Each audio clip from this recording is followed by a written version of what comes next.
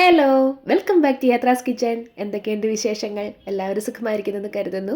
നമുക്കിന്ന് വളരെ പെട്ടെന്ന് കുക്കറിലിട്ടിട്ട് ഒരു അച്ചാർ അങ്ങോട്ട് ഉണ്ടാക്കിയാലോ? അടിപൊളി ടേസ്റ്റിയാണ്.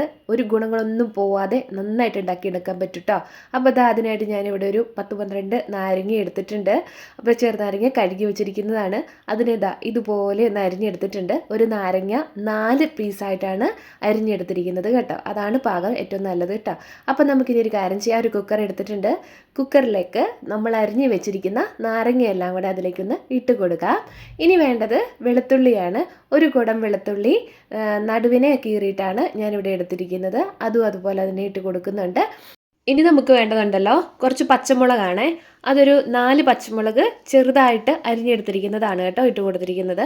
പിന്നെ വേണ്ടത് ഇടത്തര ഇഞ്ചി ഇതുപോലെ ചെറുതായിട്ട് നീളത്തിൽ അരിഞ്ഞെടുത്തിരിക്കുന്നതാണ്. ഇഞ്ചി എങ്ങനെ അരിഞ്ഞാലും കുഴപ്പമൊന്നുമില്ല, നീളത്തിലോ കുഞ്ഞു കുഞ്ഞായിട്ട് അരിഞ്ഞാലും എങ്ങനെയാണെങ്കിലും കുഴപ്പമൊന്നുമില്ല കേട്ടോ. ഇനി നമുക്ക് ഇതിലേക്ക് കുറച്ച് കറിവേപ്പില, അത് വലിയ കറിവേപ്പിലയാണെന്നുണ്ടെങ്കിൽ അത് ഇത്തിരി മുറിച്ചിട്ട് കൊടുക്കുന്നത് നല്ലതായിരിക്കും. ഇത് എൻ്റെ കയ്യിലിരുന്നത് ചെറിയ കറിവേപ്പിലയായിരുന്നു. പിന്നെ ഉപ്പ് ഇത്തിരി കൂടുതൽ തന്നെ വേണം കേട്ടോ. അച്ചാറിന് നല്ല രീതിയിൽ തന്നെ ഉപ്പ് വേണമല്ലോ. അപ്പോൾ ഇപ്പോൾ ആവശ്യത്തിന് ചേർത്ത് കൊടുത്തോളൂ.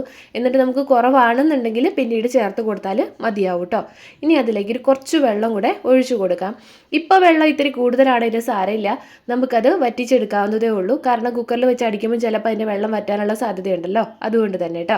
അപ്പോൾ അതെല്ലാം കൂടെ വെച്ചിട്ട് നമുക്ക് കുക്കറിൽ വെച്ചിട്ട് നന്നായിട്ടൊന്ന് വേവിച്ചെടുക്കാം.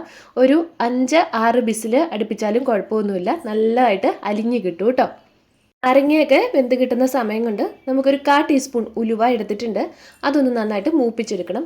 അപ്പോൾ ഇതുപോലെ എണ്ണയൊന്നും ഒഴിക്കേണ്ട കാര്യമൊന്നുമില്ല, ചുമ്മാ ഒന്ന് മൂപ്പിച്ചെടുത്താലും മതിയാവും. അതിൻ്റെ കളറൊന്ന് മാറി നല്ല മണം വരും. പോരാത്തിന് ഇത് കണ്ടോ പൊട്ടി വരുന്നുണ്ടോ, അതാണ് മൂപ്പെന്ന് പറയുന്നത് കേട്ടോ.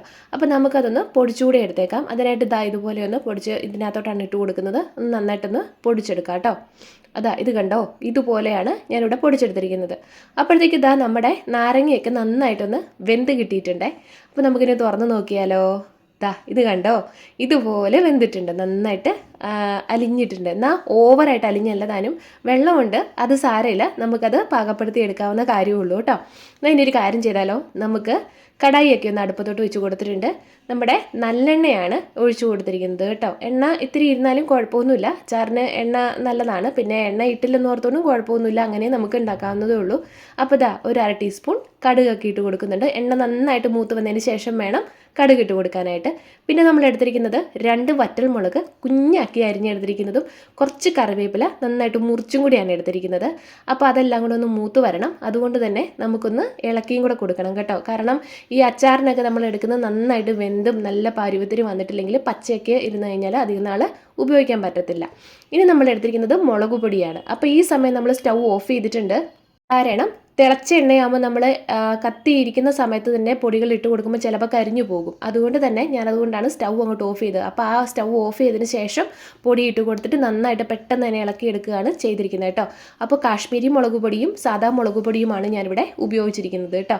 അപ്പോൾ പിന്നെ ഇനി ഈ വെള്ളം ഒഴിച്ചു കൊടുക്കുന്നത് നമ്മുടെ നാരങ്ങയ്ക്കകത്തെ വെള്ളമാണ്. ഞാൻ പറഞ്ഞിരുന്നില്ലേ, നാരങ്ങയ്ക്കകത്ത് വെള്ളം ഉണ്ടെങ്കിൽ നമുക്കത് അഡ്ജസ്റ്റ് ചെയ്തെടുക്കാൻ പറ്റുമെന്ന്. അതുകൊണ്ട് തന്നെ നമുക്കിനി പുറത്തുനിന്നുള്ളതിൻ്റെ വേറെ സെപ്പറേറ്റ് ആയിട്ട് വെള്ളം ഒഴിച്ചു കൊടുക്കേണ്ട കാര്യമില്ല. ആ നാരങ്ങയ്ക്കകത്ത വെള്ളം തന്നെ ഒഴിച്ചു കൊടുത്താൽ മതി. അപ്പോൾ അതിൻ്റെ ഗുണങ്ങളൊന്നും പോകുന്നതുമില്ല. അങ്ങനെ അതെല്ലാം കൂടെ കൂട്ടി നന്നായിട്ടൊന്ന് ഇളക്കി അതൊന്ന് ചെറുതായിട്ട് ചൂടാക്കി വന്നപ്പോഴത്തേക്കും നമ്മൾ വേവിച്ച് വെച്ചിരിക്കുന്ന നാരങ്ങയും കൂടെ അതിലേക്കൊന്ന് ഇട്ട് കൊടുക്കുന്നുണ്ട് കേട്ടോ. ഇനിയിപ്പോൾ എല്ലാം വെന്തിരിക്കുന്നതാണെങ്കിൽ പോലും ഒരു കാര്യമാണ്, ഇത് രണ്ടും കൂടി ഒന്ന് മിക്സായി വരണമല്ലോ. അതുകൊണ്ട് തന്നെ മീഡിയം ഫ്ലെയിമിലിട്ടിട്ട് നന്നായിട്ട് ഒന്ന് ഇളക്കി കൊടുത്തുകൊണ്ടിരിക്കണം. അതൊന്ന് സെറ്റായി വരണം. അതുകൊണ്ട് തന്നെ അപ്പോൾ തുടരെ വേണം ഇളക്കി കൊടുത്തുകൊണ്ടിരിക്കാൻ. ഇത് കണ്ടോ, ചാറ് കുറേയൊക്കെ വറ്റുന്നുണ്ട്. അപ്പം നമുക്ക് എത്രത്തോളം ചാറ് വേണം എന്നുള്ളത് നോക്കണം. എന്ന് വെച്ചിട്ടുണ്ടെങ്കിൽ അച്ചാറിന് ചിലർക്ക് നല്ല കുറുകിയിരിക്കുന്നതാണ് ഇഷ്ടം, പക്ഷെ ഞങ്ങൾക്ക് അങ്ങനെയല്ല, ഇത്തിരി ചാറുള്ളതാണ് കേട്ടോ ഇഷ്ടം. എന്ന് വെച്ചാൽ ഒഴുകി കിടക്കണ മാതിരിയൊന്നും അല്ല കേട്ടോ. അപ്പോൾ നമ്മൾ നോക്കിക്കഴിഞ്ഞപ്പം ഇത്തിരി ഉപ്പിൻ്റെ കുറവുണ്ടായിരുന്നു. അതുകൊണ്ട് തന്നെ നമ്മൾ സ്വല്പം കൂടെ ഉപ്പും കൂടെ ആഡ് ചെയ്ത് കൊടുത്തിട്ടുണ്ട്. ഇനി ഈ പറഞ്ഞ പോലെ തന്നെ ഇളക്കി കൊടുത്തുകൊണ്ടിരിക്കണം. പിന്നെ എത്രയെന്ന് വെച്ചിട്ടുണ്ടെങ്കിൽ അത് കുറച്ച് കഴിയുമ്പം വറ്റിയും കൂടെ വരുന്നുണ്ട് കേട്ടോ. അപ്പോൾ നമ്മളൊരു കുറച്ച് ശർക്കര ചേർത്ത് കൊടുക്കുന്നുണ്ട്.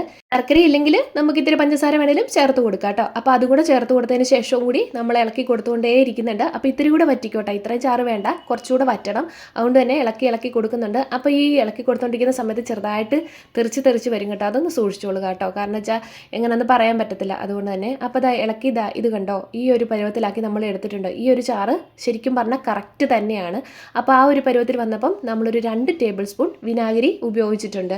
അപ്പം വിനാഗിരി വേണമെങ്കിൽ നമുക്ക് കൂടുതൽ വേണമെങ്കിലും ഉപയോഗിക്കാം. പക്ഷേ ഇത് സാധാ വിനാഗിരി നമ്മൾ കടയിൽ നിന്ന് വാങ്ങിക്കുന്ന ആയതുകൊണ്ടാണ് ഞാനൊരു 2 ടേബിൾ സ്പൂൺ മാത്രം ഉപയോഗിച്ചിരിക്കുന്നത് കേട്ടോ. അപ്പോൾ ഇതെല്ലാം കൂടെ കൂട്ടി ഇനിയും ഒരു സ്വല്പ നേരം മതി, ഒരു 2-3 മിനിറ്റ് മാത്രം നമുക്ക് പിന്നെയും ഇതുപോലെ തന്നെ മീഡിയം ഫ്ലെയിമിലിട്ടിട്ട് ഇളക്കി കൊടുത്തുകൊണ്ടേ ഇരിക്കണം.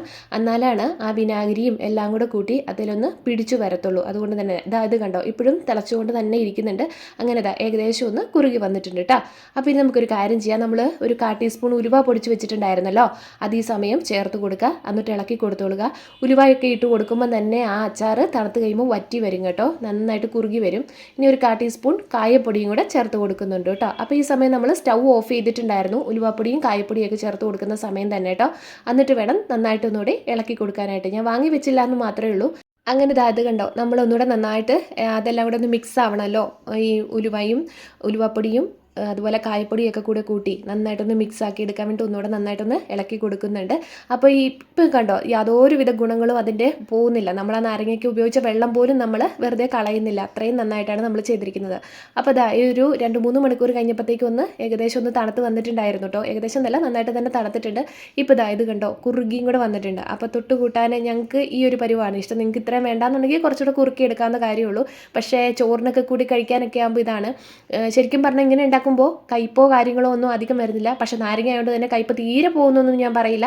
കയ്പ് അത്രയൊക്കെ കയ്പുണ്ട് എങ്കിലും അപ്പോൾ തന്നെ നമുക്ക് ഉപയോഗിക്കാം. വെറും 5 മിനിറ്റ് കൊണ്ട് തന്നെ നമുക്ക് തയ്യാറാക്കി എടുക്കാവുന്നതാണ്. വളരെ എളുപ്പമാണ്. മടിയുള്ളവർക്കൊക്കെ പ്രത്യേകിച്ച് നാരങ്ങ പുഴുങ്ങാനോ പെറുക്കാനോ ഒന്നും പോകേണ്ട കാര്യമില്ല.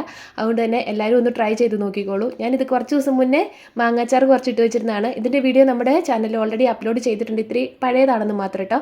അപ്പം എന്തായാലും നമ്മുടെ നാരങ്ങാച്ചാർ ഇഷ്ടമായെങ്കിൽ ലൈക്ക്, ഷെയർ, സബ്സ്ക്രൈബ്, ഹൈപ്പും കമൻറ്റും ഒക്കെ ചെയ്യാനായിട്ട് മറക്കണ്ട കേട്ടോ. ടാറ്റാ.